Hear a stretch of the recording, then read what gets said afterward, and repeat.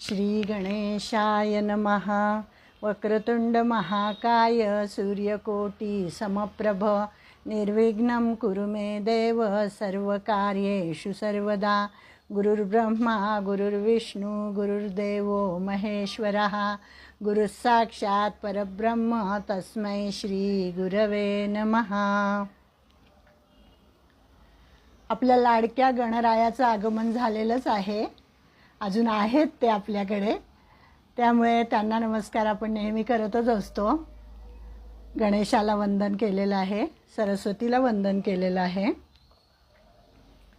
गुरूंना वंदन करते आणि माझ्या मातापित्यांचं स्मरण करते आणि आपण सर्व भक्तमंडळी गीताप्रेमी सर्वांच्या हृदयात असलेल्या परमेश्वराला नमस्कार करून मी बोलायला सुरुवात करते। 6 अध्याय आपले पूर्ण झालेले आहेत, 6 आणि 7वा अध्याय आपल्याला आज सुरू करायचा आहे। तर 6 अध्यायांमध्ये आपण कर्मयोग बघितला, ज्ञानयोग बघितला आणि हा 6व्या अध्यायात आपण योगसुद्धा बघितला, अष्टांग योगसुद्धा बघितलेला आहे।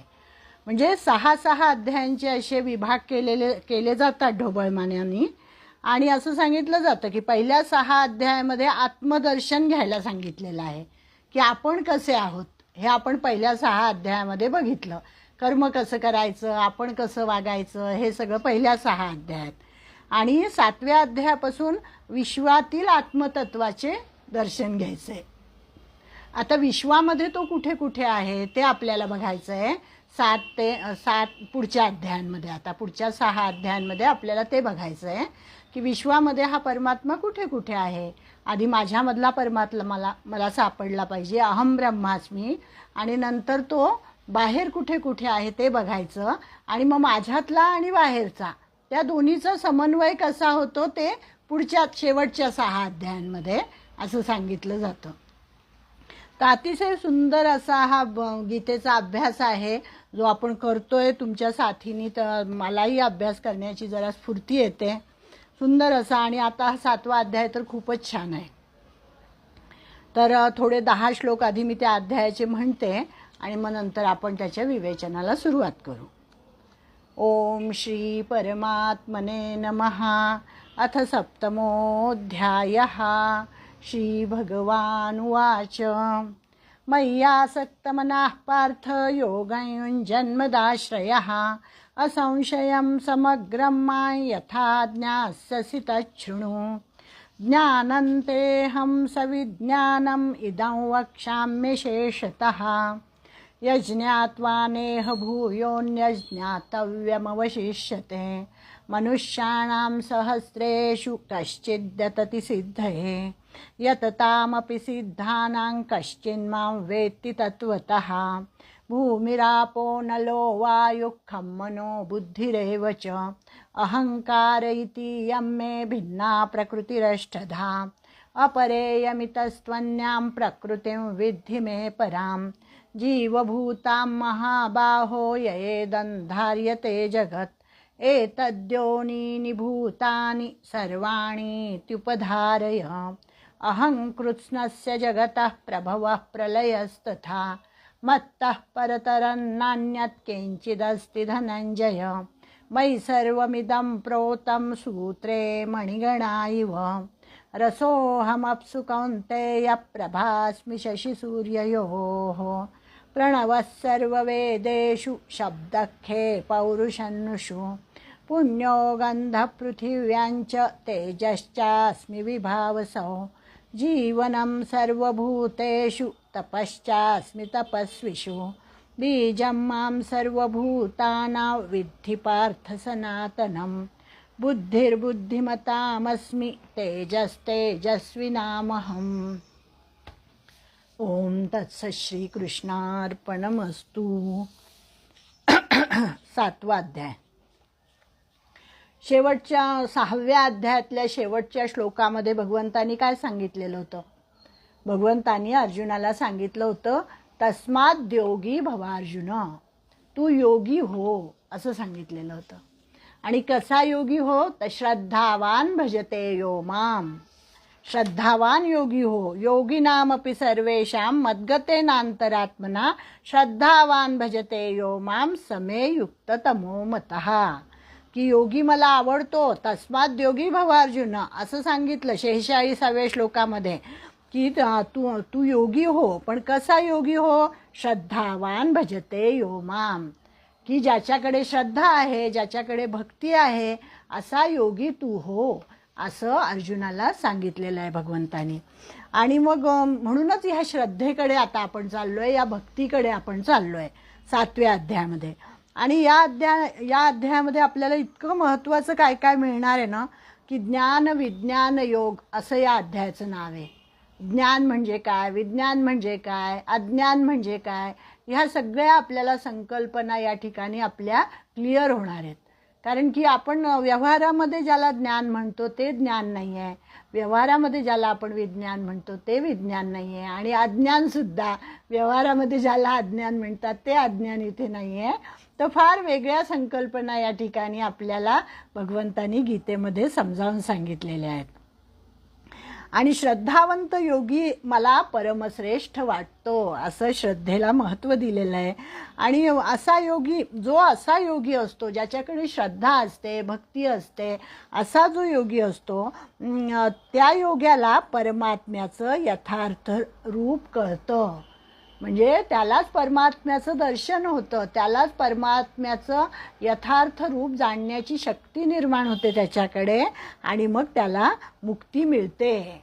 मुक्ती मिळवण्यासाठी काय करायचं असतं? मुक्ती मिळवण्यासाठी परमेश्वराचं रूप जाणून घ्यायचं असतं.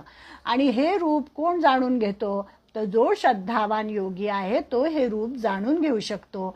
आणि भगवंतानी मग आता ते रूप कसं आहे, परमात्म रूप कसं आहे, हा आपसुकच अर्जुनाच्या मनात प्रश्न येणारच होता.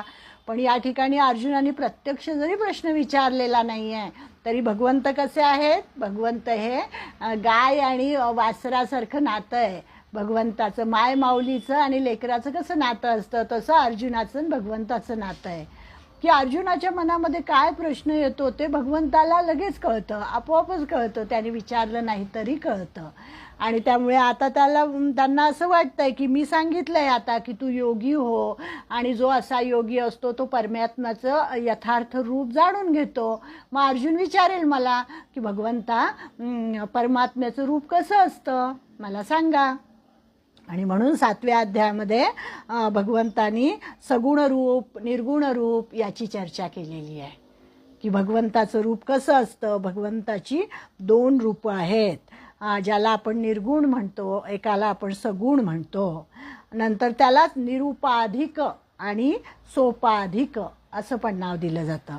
अव्यक्त आणि व्यक्त अशी पण 2 रूपं आहेत. म्हणजे ही सगळी समानार्थी नावं आहेत भगवंताची, निर्गुण आणि सगुण, सोपाधिक आणि निरुपाधिक, आणि अव्यक्त आणि व्यक्त. आणि भगवंताचं व्यक्त रूप म्हणजे काय? हे जे विश्व आहे, जे आपल्याला सगळं डोळ्यांनी दिसतं, त्याला भगवंता डोळ्यांनीच दिसतं असं नाही, तर जे डोळ्यांनी दिसत नाही असं पण रूप आहे.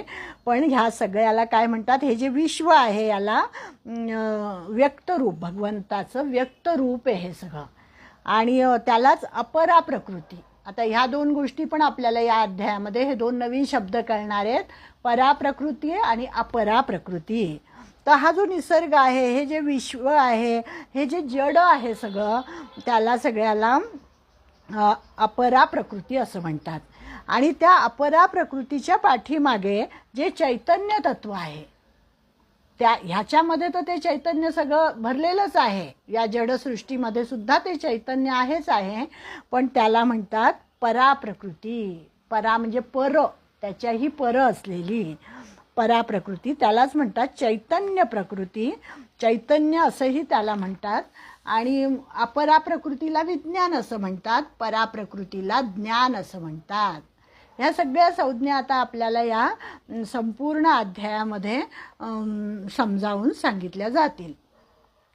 मग भगवंताची ही सगळी रूपं कसं आहे? एक व्यक्त रूप आहे, एक अव्यक्त रूप आहे, हे सांगितलेलं आहे. मग त्याचे काही काही अंश कुठे कुठे आपल्याला बघायला मिळतो. विभूती योग जो 10व्या अध्यायात सुरू होणार आहे ना, त्याची सुरुवात 7व्या अध्यायात भगवंतानी केलेली आहे.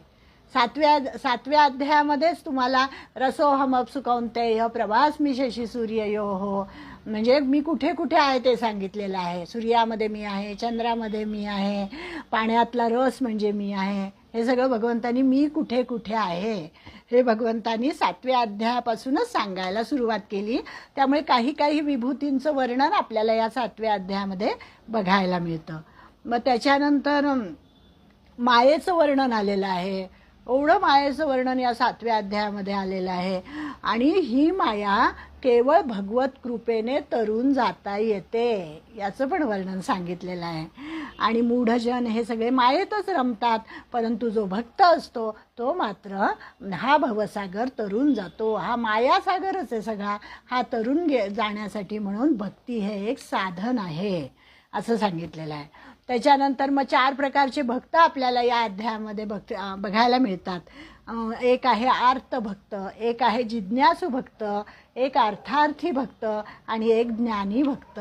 असे 4 प्रकारचे भक्तसुद्धा आपल्याला या अध्यायामध्ये सापडतील. मग त्याच्यामधले या 4 भक्तांमध्ये ज्ञानी भक्त हा सर्वश्रेष्ठ भक्त असतो असं भगवंतांनी सांगितलं. जसा योगी श्रद्धावान योगी, तसा इथे ज्ञानी जरी असला तरी तो भक्त पाहिजे.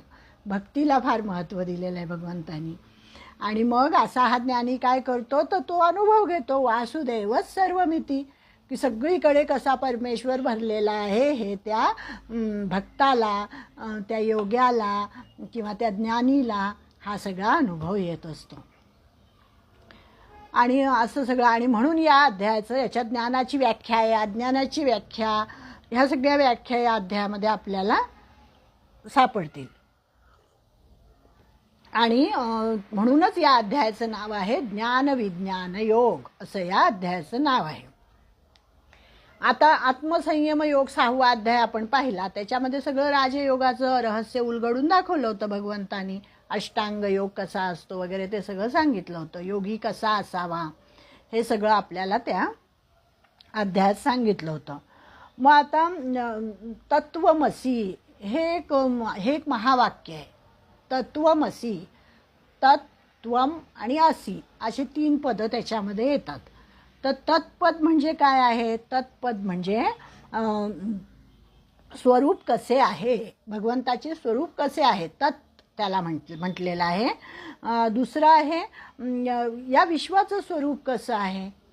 आणि तिसरं आहे असी पद म्हणजे काय, की विश्वाचा आणि त्या अंतरात्म्याचा कसा संबंध आहे. असे हे 3 प्रकारचं रहस्य याच्यामध्ये या अध्यायामध्ये भगवंतानी उलगडून दाखवलेलं आहे. म्हणजे उपनिषदामध्ये हे सगळं सांगितलं आहे बघा, की जीव जगत आणि जगदीश, जीव जगत आणि जगदीश याचं सगळं रहस्य उलगडून दाखवलेलं आहे. आणि गीता हे उपनिषदांचं सार आहे, त्याच्यामुळे त्याच्यामध्ये सुद्धा हे आलेलं आहे. म्हणजे पहिल्या 6 अध्यायामध्ये त्वमपद आलेलं आहे. म्हणजे जीवावर प्रकाश टाकलेला आहे. मी सांगितलं ना पहिल्या 6 अध्यायामध्ये त्यांनी आपण कसं वागावं, म्हणजे व्यक्ती कशी असते ते सगळं सांगितलेलं होतं. त्वमपद म्हणतात त्याला, म्हणजे जीवसत्तेवर प्रकाश टाकलेला आहे. तर अशा प्रकारचा हा 7वा अध्याय आहे. आता त्याच्यातला पहिला श्लोक आपण बघूया. श्री भगवान वाच. पहिला श्लोक इतका सुंदर आहे ना, त्याच्यामध्ये सगळं आसक्तींचं वर्णन केलेलं आहे. त्यामुळे मला असं वाटलं की आज काही सुट्टी घ्यायला नको, आपण ह्या आसक्ती आपल्या नारद महर्षींनी ज्या 11 आसक्ती सांगितलेल्या आहे त्याचं वर्णन याच्यामध्ये इतकं सुंदर केलं आहे. आणि नामदेव महाराजांचं चरित्राच्या आधारे त्यांनी हे वर्णन केलेलं आहे, की नामदेव महाराजांच्या चरित्रामध्ये ते स्वतः ते जीवन जगले होते. त्यांच्या जीवनामध्ये ह्या सगळ्या आसक्ती कशा आल्या होत्या. आता आसक्ती म्हणजे आपल्याला काय वाटतं, आसक्ती म्हणजे आपल्याला वाईट आहे बुवा, आसक्ती करू नये असं आपलं म्हणतो ना, की अनासक्त कर्म करावं वगैरे, आपण असा हा अध्यायांपर्यंत शिकलो. पण ही जी आसक्ती आहे ही परमेश्वराबद्दलची आसक्ती आहे, ही काही संसाराबद्दलची आसक्ती नाही आहे किंवा भोगांबद्दलची आसक्ती नाही आहे. बघा आता पहिला श्लोक आहे. भगवान म्हणतात मय्यासक्त मनाः पार्थ मय्यासक्त. याच्यामध्ये आसक्ती हा शब्द आलेला आहे आणि त्याच्यावरचं वर्णन पूर्ण आज बहुतेक सगळा तास त्याच्यातच जाणार आहे आपला. फार सुंदर आहे, मला आवडलं ते, म्हणून म्हटलं आज आपण सुट्टी द्यायला नको, घेऊया. मय्यासक्त मनाः पार्थ योगम युञ्जन्मदाश्रयः असंशयं समग्रं मां यथा ज्ञास्यसि तच्छृणु. म्हणजे या श्लोकाचा सरळ सरळ अर्थ काय आहे? हे पार्था, तू माझ्या ठिकाणी आपले मन अनन्य प्रेमाने आसक्त कर. मय्यासक्त मनाः पार्थ, अगदी मनापासून तू माझ्यामध्ये आसक्त हो. आपण जे संसारामध्ये आसक्त होतो, भगवंत सांगतो तू माझ्यामध्ये आसक्त हो. आणि कसं? तर अनन्य भावाने माझा आश्रय कर. आश्रय आहे बघा पुढे, युंजन मदाश्रय.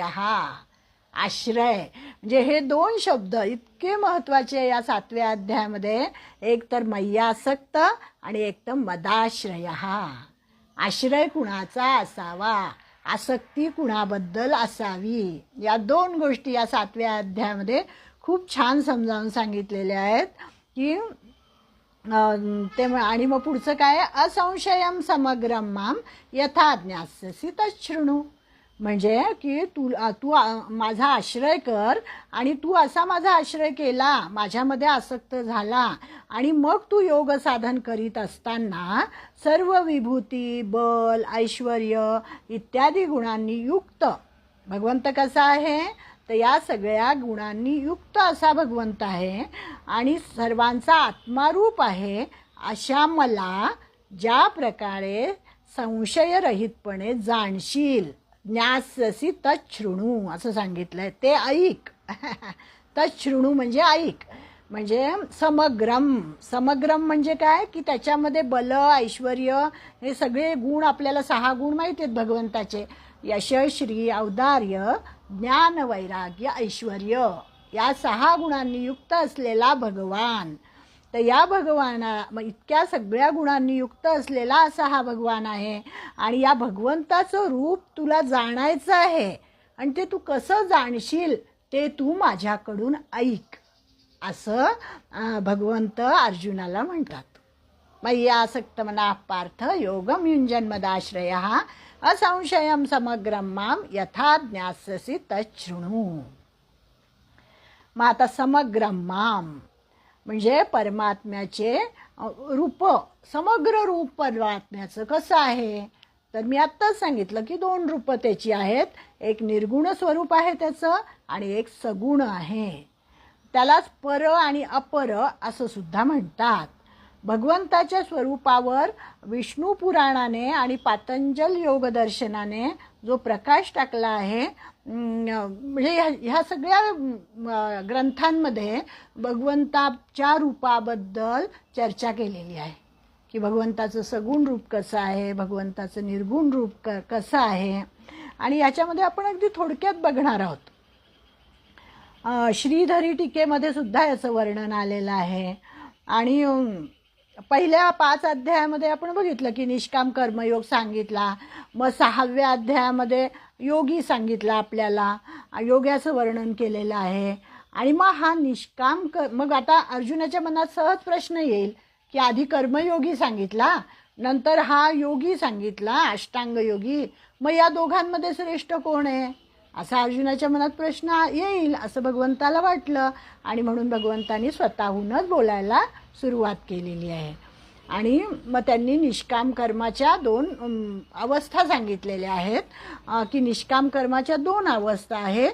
त्यापैकी एक आहे कर्मफल ईश्वरार्पण करणे. ते 6 अध्यायांमध्ये आपल्याला सांगितलं की निष्काम कर्म करायचं, फळ भगवंताला अर्पण करायचं. आणि त्यामुळे आणि दुसरं एक त्याच्यापेक्षा उच्च अवस्था अशी आहे, म्हणून तो 6वा अध्याय सांगितलेला आहे की कर्म जरी भगवंताला अर्पण केलं तरी सुद्धा त्या कर्माचा थोडाफार अहंकार राहतोच माणसाकडे. तो काही पूर्णपणे मदाश्रय होत नाही, म्हणजे पूर्णपणे भगवंताचा आश्रय असं होत नाही. तर त्याच्यासाठी म्हणून हा योगी सांगितला 6व्या अध्यायामध्ये. मग हा सिद्ध योगारूढ जो असतो, योगारूढ पुरुषाची आपण लक्षणं बघितली होती, तर तो जो योगारूढ असतो तो मात्र त्याची उच्च अवस्था आहे. आणि तो जे कर्म करतो ते कर्म मात्र मदाश्रय असतं. म्हणजे त्यांनी पूर्णपणे माझा आश्रय घेतलेला असतो. इथे जे मय्यासक्त आणि मदाश्रय असं सांगितलेलं आहे त्याच्यासाठी हे सांगतात. आणि मग आता मय्यासक्त पाहण्यासाठी त्यांनी परमार्थातल्या 11 प्रकारांच्या आसक्तीचं वर्णन केलेलं आहे. आणि ह्याचं वर्णन आपल्याला कुठे मिळेल म्हणे, तर नारद ऋषी जे होते, नारद मुनी, त्यांनी भक्तिसूत्र नावाचा ग्रंथ लिहिलेला आहे. त्या भक्तिसूत्रामध्ये 11 प्रकारची भक्तियुक्त आसक्ती कशी असते ते त्यांनी सांगितलेलं आहे. ईश्वराच्या ठाई आपले मन अनन्य प्रेमाने आसक्त करावे. गंमत अशी आहे की परमार्थातील आसक्ती भौतिक आसक्तीसारखी काममय नाही. भौतिक आसक्ती वेगळी, की ज्याच्यापासून आपल्याला काहीतरी फळ हवं असतं, आपला स्वार्थ असतो त्याच्यामध्ये. परंतु ही परमार्थातली जी आसक्ती आहे याच्यामध्ये मीपणा गेलेलाच असतो आणि सगळं काही भगवंता तुझ्यासाठी असं असतं. म्हणजे आसक्ती जरी त्याला म्हटलं तरी ती फक्त काय असते, भगवंताबद्दलची असते. त्याच्यामध्ये कुठलाही व्यक्तिगत स्वार्थ नसतो. मग त्या परमेश्वराला जिंकण्यासाठी भक्त आपल्या सर्व वृत्तींना अंतर्मुख करतो आणि आपलं सगळं मन, संकल्प सगळं ईश्वर चरणी तो अर्पण करतो, आत्मसमर्पण करतो आणि मग त्याच्या भक्तीला देव भुलतो. देवभावाचा भुकेला म्हटलेलं आहे ना, देवभावाचा भुकेला, त्याला बाकी दुसरं काही नको असतो. नको कवडी दमडी ते गाणं आहे ना, विकत घेतला श्याम बाई मी विकत घेतला श्याम, की मला कवडी रेवडी काहीही नको आहे, तर मी माझ्या अखंड हरिनाम जे घेतलेलं आहे त्या हरिनामाच्या बळावर तिने ते श्यामला विकत घेतलेलं आहे. कृष्णाला विकत घेतलेलं आहे तिने, की ती नाही वेचिली कवडी रवडी नाही वेचिला दाम बाई मी विकत घेतला श्याम, असं आहे ते गाणं. अतिशय सुंदर आहे की भक्ताच्या भावाचा भुकेला असतो देव आणि भक्ताच्या या भावाची विविध रूपे नारदांनी आपल्या भक्तिसूत्रामध्ये सांगितलेली आहेत आणि अतिशय प्रेमपूर्वक आणि गोडवा त्याच्यामध्ये आहे. त्याचप्रमाणे भक्ताचा भाव एकच, पण परमेश्वराच्या प्रेमापोटी तोच भाव विविध रूपे धारण करतो. म्हणजे म्हणून त्याला वेगवेगळ्या आसक्ती, वेगवेगळे, खरं तर भाव एकच आहे, परमेश्वराबद्दलचं अनन्य प्रेम, एवढाच भाव भगवंताच्या मनात, भक्ताच्या मनात असतो. परंतु त्याचे 11 प्रकार का झाले, तर विविध रूपे त्यांनी त्याची त्या प्रेमापोटी विविध रूपे धारण केलेली आहेत. तर त्याच्यामध्ये आसक्ती 11 प्रकारच्या सांगितलेल्या आहेत. एक पहिली आहे गुण महात्म्यासक्ती, रूपासक्ती, पूजासक्ती, स्मरणासक्ती, दासासक्ती, सख्यासक्ती, कांतासक्ती, वात्सल्यासक्ती, आत्मनिवेदनासक्ती, तन्मयतासक्ती, परमविरहासक्ती रूपा आणि एकधा म्हणजे अशा 11 प्रकारच्या अशा त्यांनी या आसक्तींची 11 नावं आपल्याला सांगितलेली आहेत. म्हणजे ही काय, भावाची विविध रूपे आहेत. जो मनामध्ये भाव आहे, परमेश्वराबद्दलचं प्रेम आहे, त्याची विविध रूपं आहेत ही. आणि भक्त हा प्रसंगानुसार कधी देवाचा सखा होतो, कधी त्याची पूजा करताना त्याचा पुजारी होतो, कधी त्याचा दास होतो, कधी त्याची पत्नी होतो. भगवंताला पती मानतो, त्यामुळे पत्नी आणि पत्नीसारखं त्यांचं नातं होतं. कधी माता आणि पित्यासारखं नातं होतं. ते नाही का गाणं, कृष्ण माझा पिता कृष्ण माझी माता, बहीण बंधू चुलता कृष्ण माझा, कृष्ण माझी माता कृष्ण माझा पिता. म्हणजे नातं त्याच्याशी लावायचं, माता पिता असा कधी संबंध असतो, कधी बालक. अशा प्रकारे विविध रूपामध्ये ईश्वराची पूजा केली जाते. आणि या भक्ती सोपानाची अंतिम पायरी म्हणजे परमविरहासक्ती. शेवटची जी आसक्ती आहे ती आहे परमविरह, त्याच्याबद्दल झाला पाहिजे. आणि त्या विरहाने जे अश्रू आपल्या नयनातून येतात त्या अश्रूंमुळे सगळी पापं धुतली जातात, अंतःकरण शुद्ध होतं आणि मग भगवंत त्या अंतःकरणामध्ये येऊन राहतो असं सांगितलेलं आहे. आणि म्हणून परमेश्वराबद्दल जी आसक्ती निर्माण होते त्या आसक्तीचे वैशिष्ट्य असं आहे की त्यामुळे मनुष्य प्राणी प्रपंचात गुंतून पडत नाही, तर तो त्या पाशातून मुक्त होतो आणि मोक्षाची पायरी गाठतो. म्हणजे नेमके काय घडते याचे आदर्श उदाहरण म्हणजे नामदेव महाराज, संत नामदेव, आणि त्यांच्या चरित्रातून आणि त्यांच्या वाङ्मयातून हा सोपान प्रगट झाला आहे. म्हणजे पायरी पायरीने जायचं आहे वरती असं त्यांनी सांगितलं आहे. सोपान म्हणजे काय, पायरी, जिना, तर त्या पायरी पायरीवर जायचं आहे. तर हे जे आपले संत नामदेव महाराज होते ह्यांच्या आयुष्यामध्ये, यांच्या चरित्रामध्ये ह्या सगळ्या आसक्ती कशा आलेल्या आहेत, तर जी नामदेव गाथा जर आपण उघडून पाहिली तर त्या नामदेव गाथेमध्ये आपल्याला त्यांच्या अभंगांद्वारे हे सगळं कळतं. अभंगांमध्ये त्यांनी अतिशय सुंदर वर्णन केलेलं आहे. मय्यासक्त, तर पहिला जो आसक्ती आपण बघतोय ती आहे गुणमहात्म्यासक्ती. म्हणजे नामदेव महाराजांचे सारसर्वस्व म्हणजे त्यांचा विठ्ठल होता. त्या विठ्ठलामध्येच सर्व काही ते बघत होते. विठ्ठलाचं महात्म्य गात होते, त्याचं गुणाचं वर्णन करत होते, त्याचं गुणगान करताना अगदी ते नाचायचे, वेडे होऊन जायचे. आणि त्यांना त्या भगवंताचं वैभव पण, रूप पण नेहमी वेगळं दिसायचं नामदेव महाराजांना. मग त्याच्याशी नातं ते निर्माण करायचे. कधी त्याला चिदानंद सावळा, कधी त्याला अनिर्वाच्य ब्रह्म असं म्हणायचे, कधी त्याला भक्तिमुक्तीचा दातारू, कधी त्याला सोयरा, जिवलग, ज्ञानी यांचे ज्ञेय. म्हणजे आपण जर त्यांचे अभंग वाचले तर या अभंगामध्ये त्यांनी अनेक विशेषणांनी या विठ्ठलाला त्यांच्या संबोधन केलेलं आहे. अतिशय वेगवेगळ्या गुणमहात्म्यासक्ती म्हणजे त्याच्या गुणांचं महात्म्य वर्णन केलेलं आहे आपल्या अभंगांमधून. आणि एवढं त्यांचं प्रेम होतं त्या विठ्ठलावर की त्या विठ्ठलाचा भक्तवत्सलता हा एक गुण आहे. त्यामुळे ते त्याला म्हणायचे की तू भक्तवत्सल आहेस, तू भक्तांवर प्रेम करणारा आहेस, तेव्हा तू प्रगट हो, तू माझ्या भक्तीमुळे तू परिपूर्ण हो, असं ते त्याला कृपा कर माझ्यावर असं सारखं म्हणायचे. कृपेची सावली आहेस, प्रेमाची माऊली आहेस, असं त्याचं अतिशय सुंदर वर्णन केलेलं आहे. आणि एकाच वेळी भगवंताजवळ परस्पर विरुद्ध गुण आहेत ह्याचे पण अभंग आपल्याला त्या नामदेव गाथेमध्ये मिळतात. की भगवंताकडे श्री आहे आणि औदार्य पण आहे, ऐश्वर्य आहे आणि वैराग्य पण आहे, परस्पर विरुद्ध आहे ना. नंतर असे दोन टोकाचे गुण प्रगट करणारा हा ईश्वर आहे आणि त्याचा गुणमहिमा गाताना प्रत्यक्ष शेषही थकतो. मग इतरांची काय कथा, असं नामदेव महाराज म्हणतात.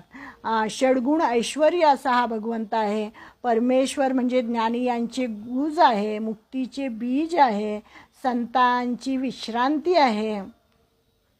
काय वानू आता पायाचा महिमा, जेथे झाली सीमा बोलायाची, असे त्यांचे अभंग आहेत. म्हणजे इतकं सुंदर गुणांचं महात्म्य वर्णन केलेलं आहे. म्हणून त्याला काय म्हणतात, गुणमहात्म्यासक्ती. ही पहिली आसक्ती आपण पाहिली. आता दुसरी आहे रूपासक्ती. म्हणजे त्याच्या रूपाचं वर्णन केलेलं आहे. पंढरीचा कानडा विठ्ठल म्हणजे सर्व संतांच्या आणि भक्तांच्या सुखाची परिसीमा आहे. त्या पांडुरंगाच्या रूपाचं वर्णन इतकं सुंदर केलेलं आहे. म्हणजे त्यांच्या शब्दाला जणू काय अमृताचा स्पर्शच झालेला आहे असे नामदेव महाराजांचे शब्द आहे. की त्याच्या रूपाचं वर्णन करताना त्यांनी सांगितलं आहे, ज्याच्या मस्तकावर कुरळे केस आहे, भाळी केशराचा टिळा आहे, त्या पांडुरंगाचे मुख पाहण्यासाठी नामदेव नित्य अधीर झालेले आहेत. त्याचे कमलाकार नेत्र, सुंदर नासिका असे मुख पांडुरंगाने आपल्याला दाखवावे, हीच त्यांची जन्मजन्मांतरीची इच्छा आहे. म्हणजे याला काय म्हटलं, रूपासक्ती.